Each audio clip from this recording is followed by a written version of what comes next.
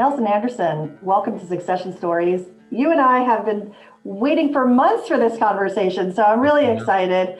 We met last December, which seems like eons ago, and so much has happened. So I'm excited to talk to you not only about your background as a business owner and someone who's made some changes in his business over the years, but someone who's also started to acquire companies.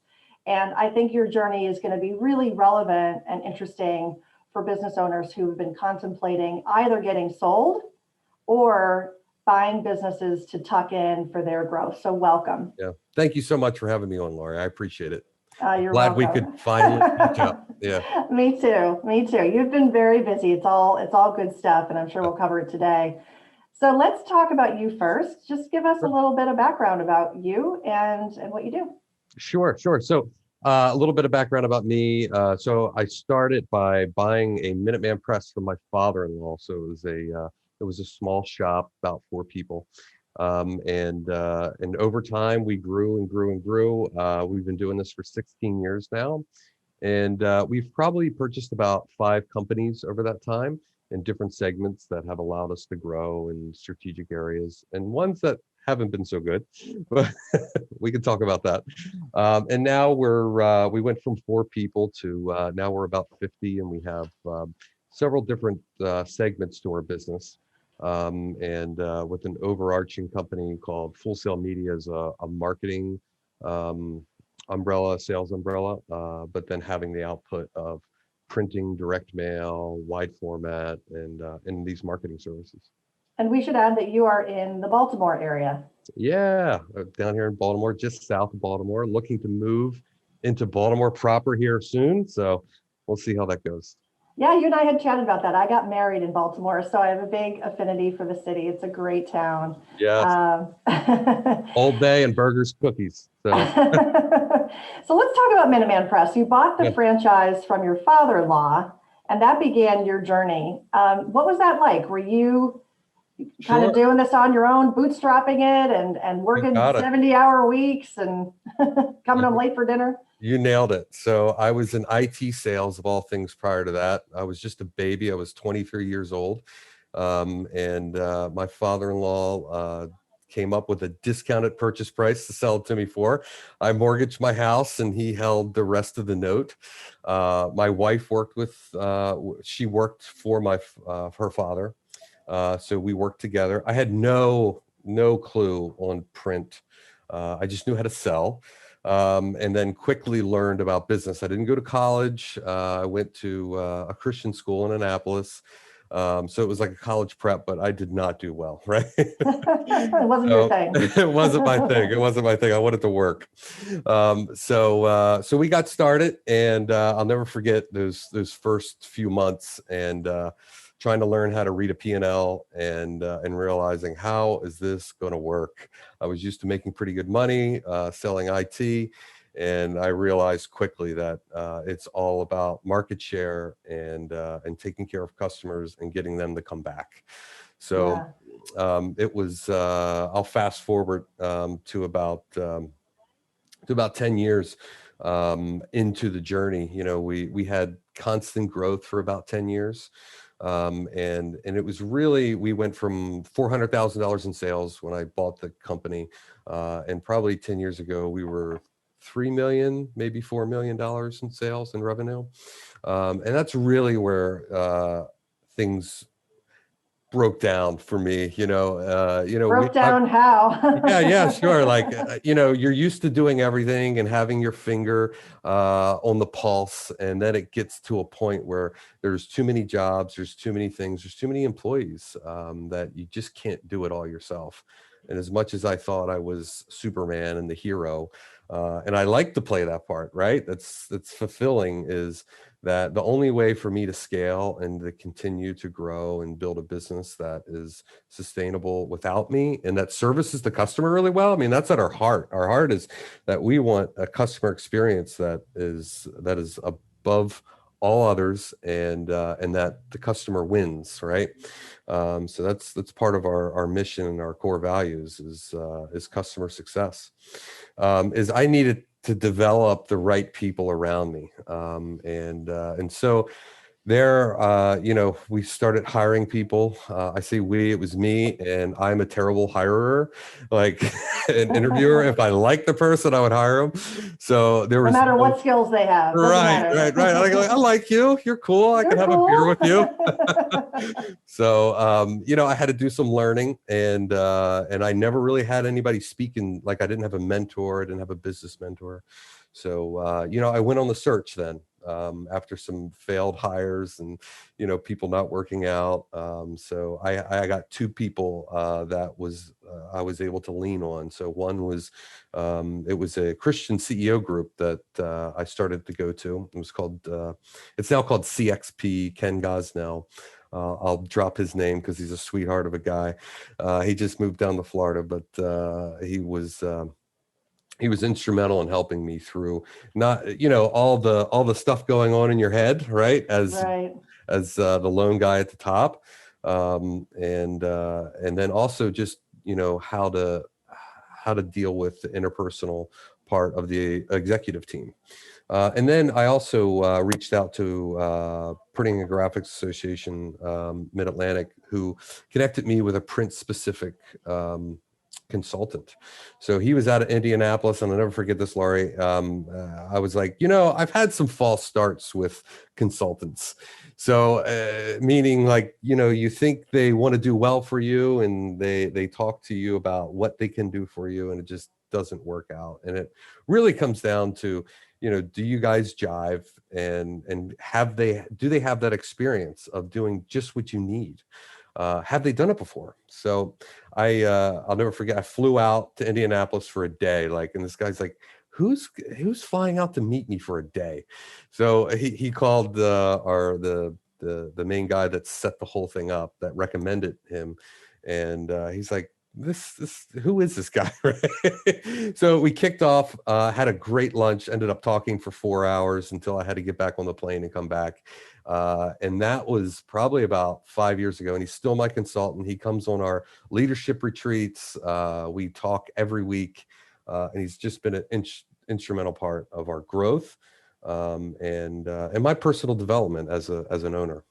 That's fantastic. So let's rewind just a little bit, because I think this trajectory that you talked about, it took about 10 years to, let's call it 10x the business, right? You started Yeah. out around 400,000 in revenue, got to about 4 million, and then you said, wow, I'm hitting a wall. And when you said everybody was reporting to you, you probably had part-time employees, but then did you also have full-time employees?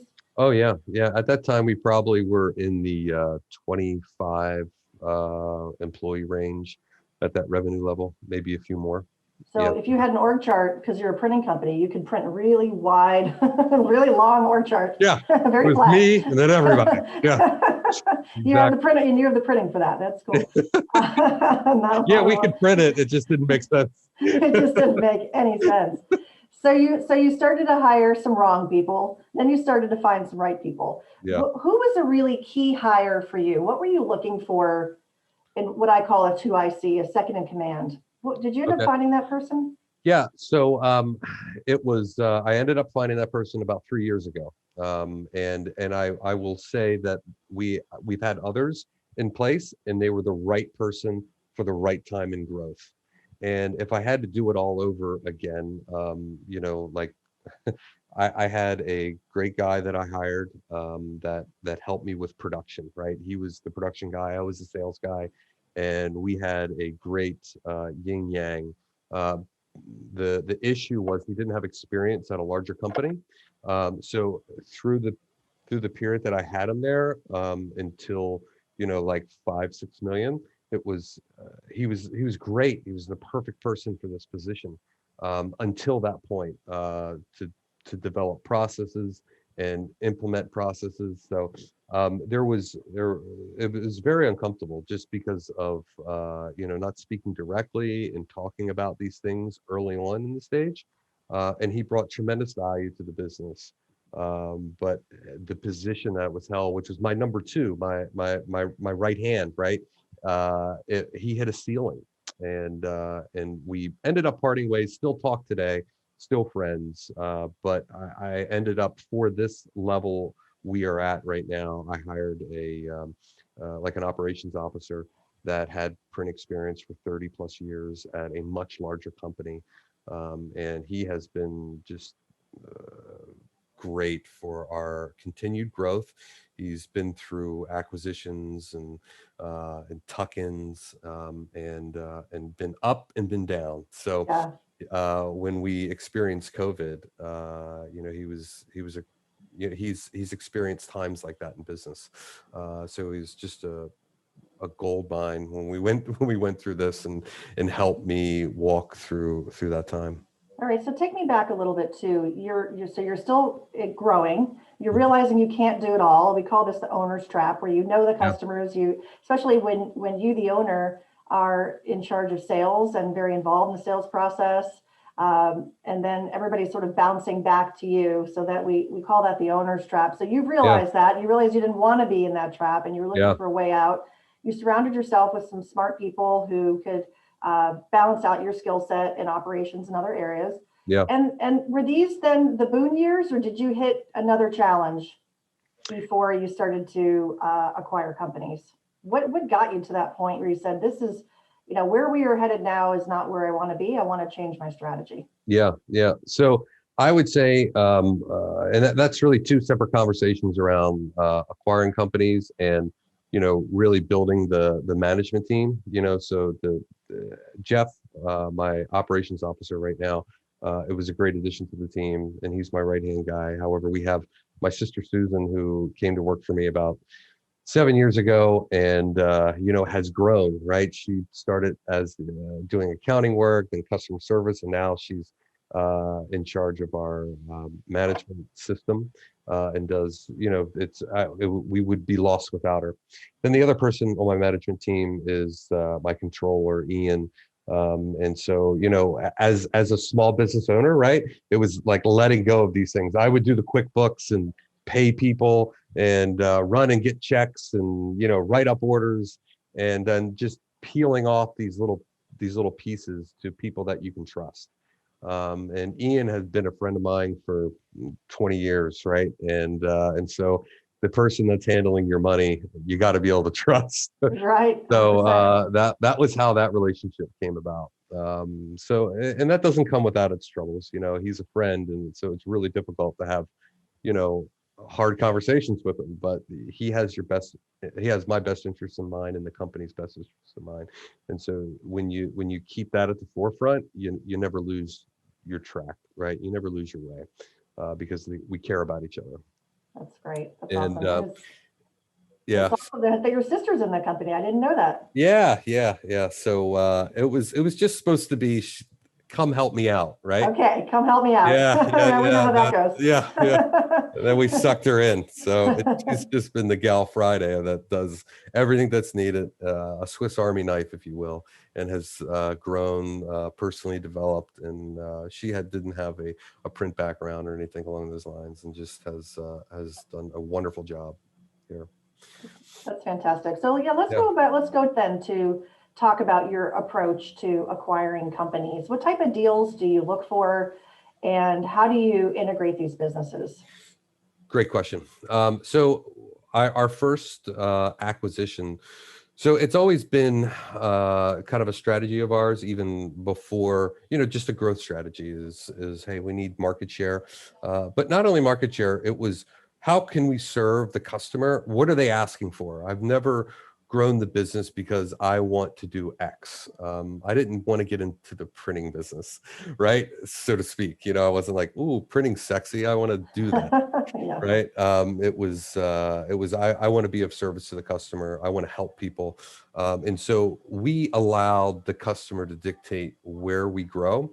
And so the first acquisition that we did was actually a small mailing company that we had done work with. Like, so if we were printing it, we would take it to them to mail it, and they would mail it for us. So I think it was like in 2008 that we did that. They had hit on some hard times, and it was just, the relationship was there, right? So, and I think that is the common thread throughout all of these. The one that's have worked, and the ones that necessarily haven't worked is, it added value to the customer, And then also we were in sync, meaning the owner and I, and we had the same principles.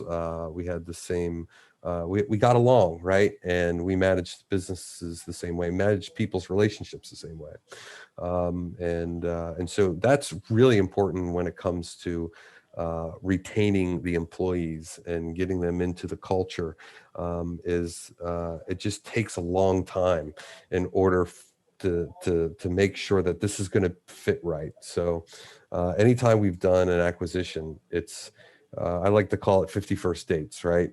It is like going right back to dating, although I didn't really do that. I married my high school sweetheart.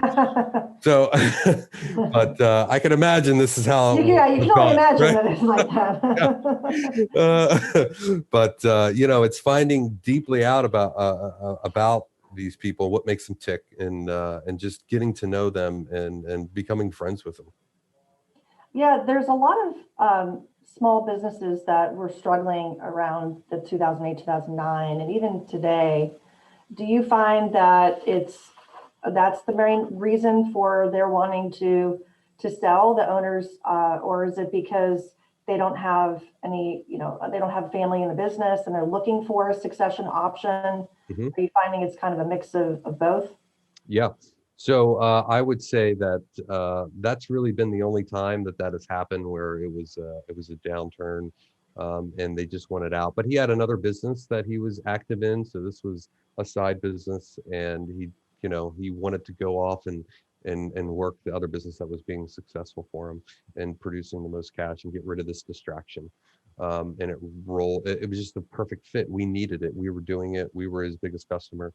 So it made sense. And I would say the other ones are what you just said. It was they're done. They're ready. They've done this. They've handled customers. They've done the AP, the AR. They're tired of writing orders. They're tired of managing people. It's exhausting. It's also the most rewarding. So that's what we have found as we've done the other acquisitions. Um, is is it's they want an off ramp, and some want to stay and some just want to be gone. The most recent acquisition that we just did was AT Direct. Again, was a direct mailer that we have known over the years, have done work for. They bring another level of expertise to our direct mail, and really are on the forefront and the strategy around direct mail, and also produce it. So, and Judy and Tisdale is the owner of AT Direct, and now she has come to work for me. She's here. We retained 100% of the employees when we did that because we were stretched at the time. So it was a great addition. We found great employees that have been with her for 18, 20 years in her 30-year journey. And so I'm just so excited to have her here. She's excited to focus on being with customers and talking direct mail strategy, and then integrating all the other services that we have to offer, because we're a full commercial shop, and we also can add. We also have our digital marketing company, Full Sail Media, that we can add to direct mail, which just like 4x results for our customers. So That's really powerful. So let's talk about the process of acquiring a company. Did you use an intermediary, an M&A advisor, or a broker to help you in these negotiations? How did you know how to value the business and what to offer the business owner? that is a great question.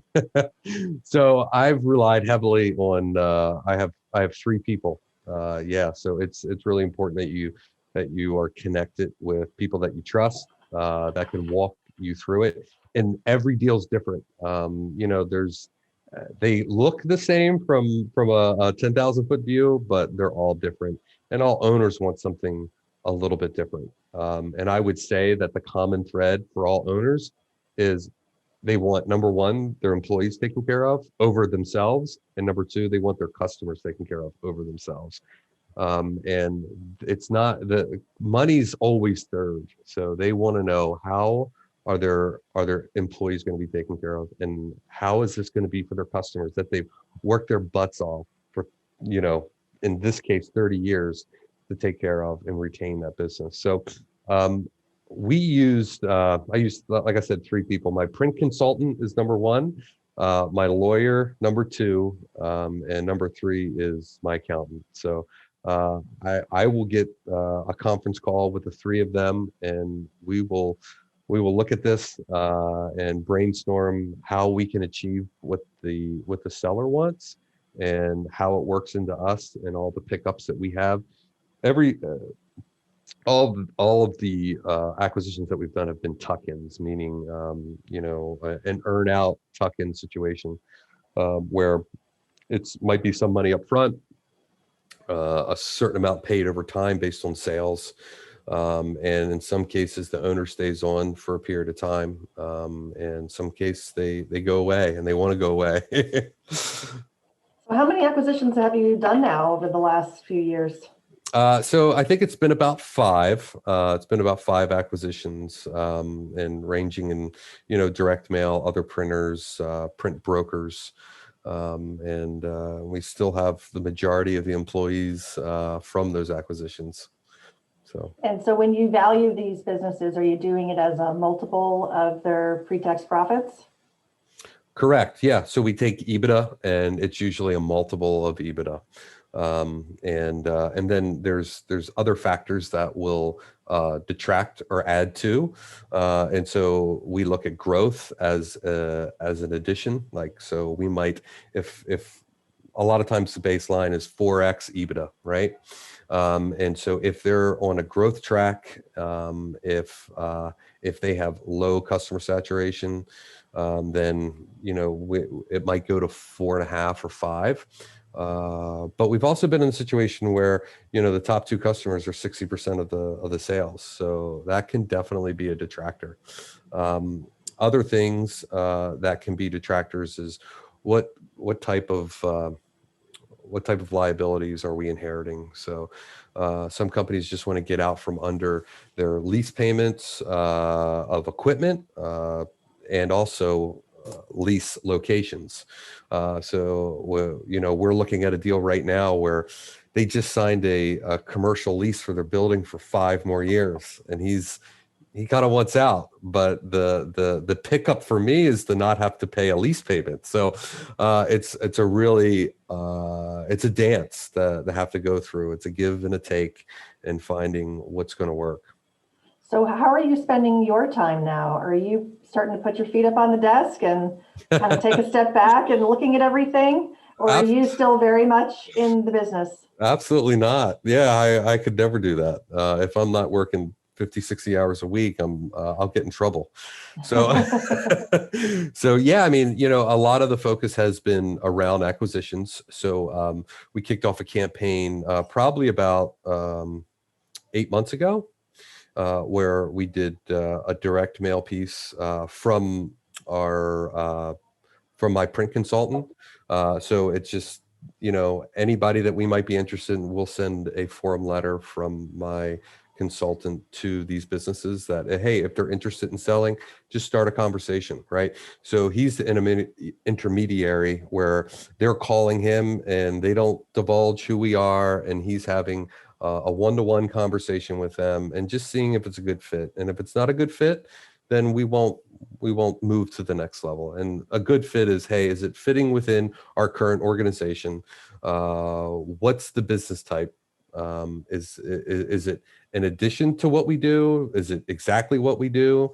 And there's some areas we don't want to get into, right? So that's been a great setup. We've created a lot of activity, and has been our latest deal was from that, and we also have 2 to 3 more that we're in conversations with. And I think the story is that we're better together, right? I mean, there's so many businesses out there that might be struggling or just it's just not. It's not the right fit, right? They love what they do. And that's what we found in printing was about 15, 20 years ago. There was a lot of people that got into printing because they were printers. They loved printing. And what I hope to allow for some of these some of these owners to do is do what they love. And hey, if you love to print, and allow us to run the business in conjunction with you. And if you love to sell, let's get you in a sales seat and do what's best, that the highest and best use of your time, right? Yeah, so I like how you approach it where you have a process from a strategic acquisition standpoint. You're looking out in the market, you're doing some reach outs that are kind of cold calls, right? To say, hey, Yeah. we're interested in the conversation. And then it's almost like its own marketing process, its own funnel process, Mhm. where eventually they'll have a conversation with you, but there's someone sort of pre-qualifying to Yeah. make sure that there is a fit. And just size wise and revenue wise, are these are, I'm assuming, kind of micro market under, maybe under 5 million in revenue businesses. Exactly right. So, and that's what we find is, we're coming back from COVID, but we're about an $8 million company, right? As we sit right now. And what we find is that $1 million mark is like the perfect size for us to absorb, to tuck in. It's usually 2 to 8 people, an employee size, depending on what kind of business it is. And that's what works for us right now. As we grow, that might change, but right now that's what we're looking at. We'll look at a company as small as 500,000 and up to 3 million. But to get my arms around a $3 million company is going to look a lot different and be a lot more exhausting than a $1 million Yeah. company. Yeah. Have you ever had any situations where you walked away from a deal where you were starting that dance, and as you said, you're 51st dates, Yeah. where you're kind of in date 25 and you think everything's going well, and then all of a sudden you're like, I don't like how they hold their fork. I'm out. It would never be how they hold their fork. I can get past that, but that's funny. Yeah, definitely, 100%. There are times we've had these conversations and just find that it's just not a good fit. And what I have found is, you know, from a commercial print perspective, is depending on where we are in production and size, it might not be the right thing for me just to add more commercial print. It's adding other services that are going to enhance our offering. So, we had just one coming up. I've been talking to this gentleman for probably a year and a half almost, and just finally, it just wasn't clicking. We're love him to death, and we've been a resource for each other.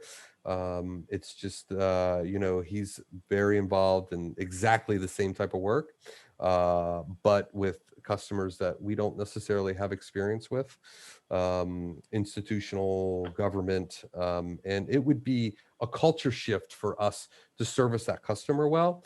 And we, as a management team, just realized, hey, this is probably not the best thing for us. We would have to alter too much of who we are in order to service this customer well. So we had to walk away, and that's okay.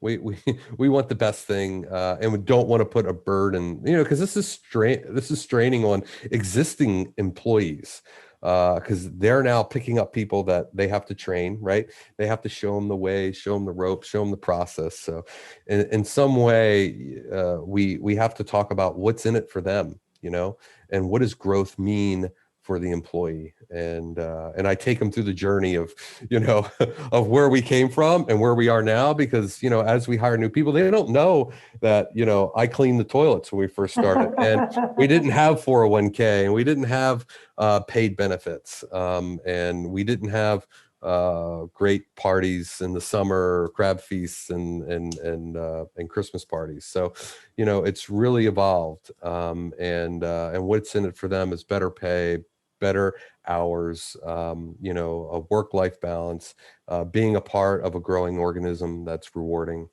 So, growth means a lot for the employee, and being a part of that, I think, is something special. That's that's an incredible trajectory. 8 million now, kind of with all the companies together, and growing because you're still looking actively.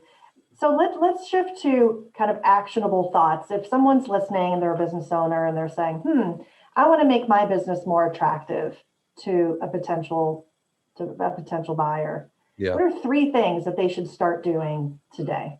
Oh, get their finances in order. Get with the accountant and make sure that it's clear. They're not messy. That's number one. I would say number two, I'm talking about from a P&L standpoint, and then clean up the balance sheet. If there's stuff, sometimes companies can get lackadaisical, especially over time with their balance sheet, and just make it very clear. And have all of that together. So that's 2, right? Is that 1 or 2? I don't know. Well, 1 would be get finances in order. 2, Yeah. clean up balance sheet. I guess that Yeah. could go along, but you know what? You can add as many as you'd like. It's Yeah. okay. All right. Is understand their customer base. So, and what I'll say to this is, operator owners, if you will, don't they don't have that finger on the pulse of the customer, and knowing who's at the top, and what that sales looks like, what that customer looks like, and what the relationship is. So understanding that and being able to talk about the top 10 customers, and where they've been and where they're going, I think is really important to me, or to somebody that's looking to acquire that business, right? Is that's your lifeblood, is that customer relationship. So understanding that and being able to talk in detail about it, and not necessarily sharing names, but knowing what industry they are, where they've come from, how they've grown with you, and knowing, hey, are they in good financial shape? Are they going to go out of business tomorrow? That's really important. Yeah. So it's about minimizing their how you perceive them in terms of risk. Yeah, exactly.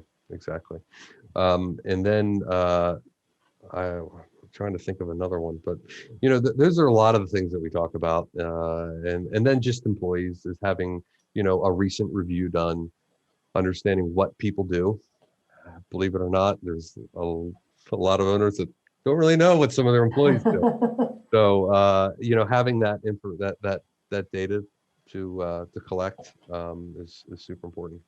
Okay, that's awesome. That's super helpful. Yeah. And if someone is listening and they get an unsolicited letter from you or anyone else, what do you hope that they do with it?